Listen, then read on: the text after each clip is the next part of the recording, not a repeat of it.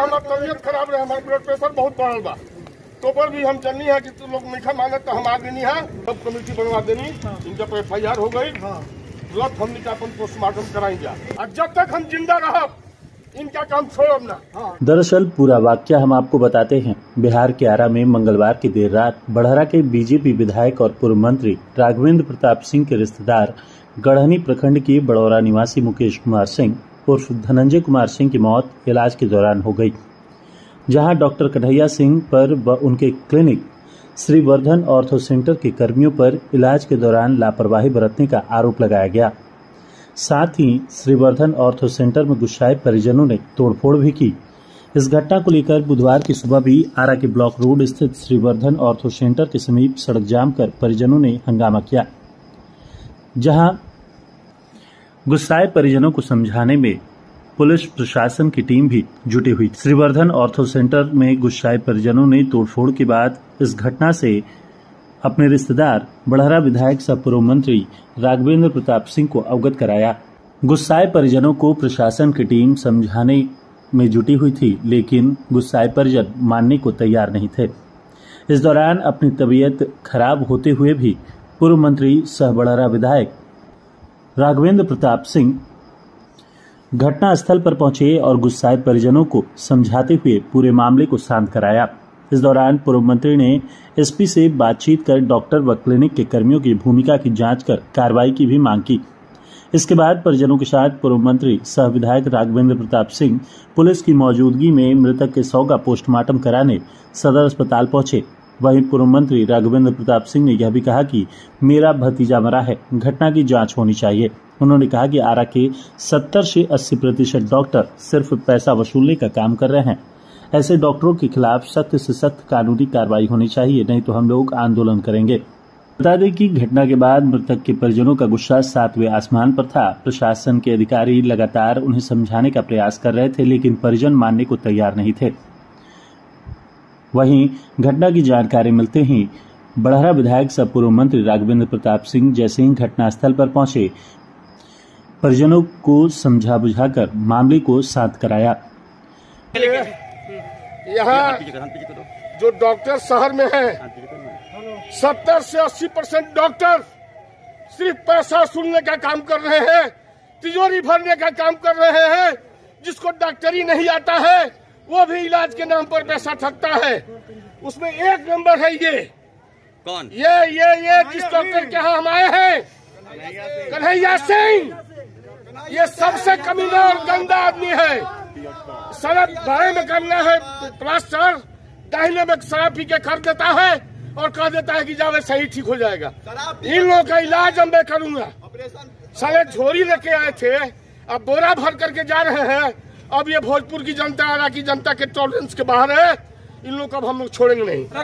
वहीं इस घटना को लेकर डॉक्टर कन्हैया सिंह ने भी अपनी प्रतिक्रिया दी है। उन्होंने कहा कि मरीज क्रिटिकल कंडीशन में था, परिजनों को इस बात की जानकारी दी गई थी। हम लोगों ने पेशेंट का ऑपरेशन शुरू किया, तभी पेशेंट का BP डाउन हो गया और पल्स भी खत्म हो गया, जिससे हम लोग पेशेंट को बचा नहीं पाए और मरीज के परिजनों को किसी ने भड़का दिया, जिसके बाद हॉस्पिटल में तोड़फोड़ की गई और स्टाफ को भी दौड़ा दौड़ा कर पीटा गया। हालांकि इस मामले में दोनों तरफ से प्राथमिकी दर्ज कराई गई है।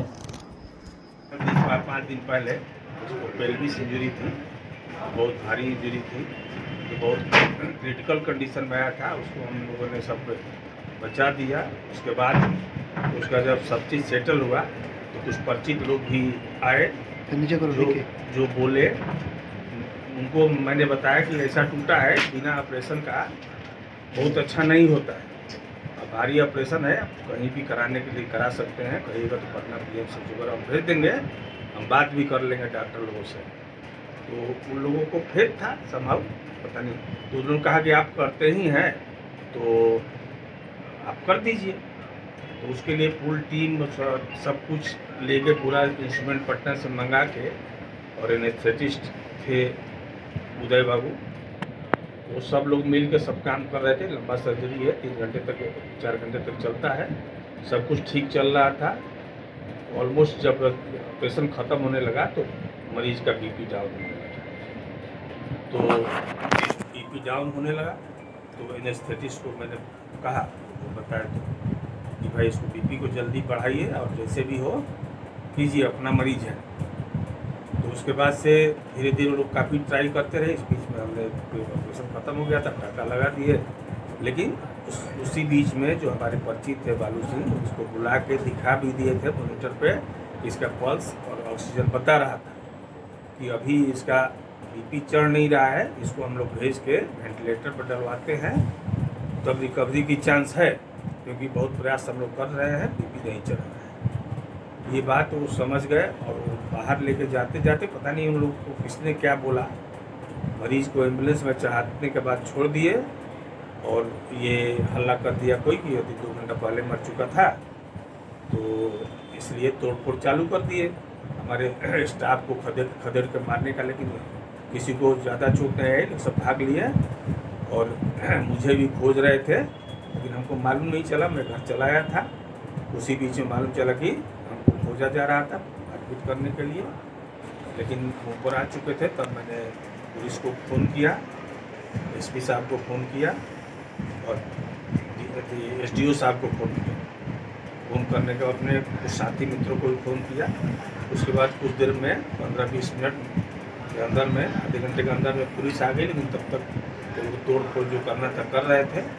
उसके बाद से आने के बाद तोड़ रुक गया और उसका मेरी गाड़ी को तोड़ दिया गया, टी का शीशा तोड़ दिया गया, चैम्बर का टीवी तोड़ दिया गया, चैम्बर का शीशा तोड़ दिया गया, ड्राइंग रूम वेटिंग हॉल का टीवी तोड़ दिया गया। आपने सुना होगा गुरुकुल, लेकिन अब देखने को कहाँ मिलता है।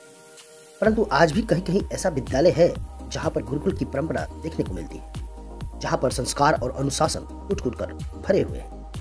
आरा में मझुआ स्थित संभावना आवासीय उच्च विद्यालय इसका जीता जागता उदाहरण है, जहाँ पर शिक्षा के साथ साथ संस्कार और अनुशासन बच्चों के अंदर कूट-कूट कर भरे जाते हैं, जहाँ पर बच्चों के अंदर आत्मनिर्भरता और सादगी के गुण पिरोए जाते हैं।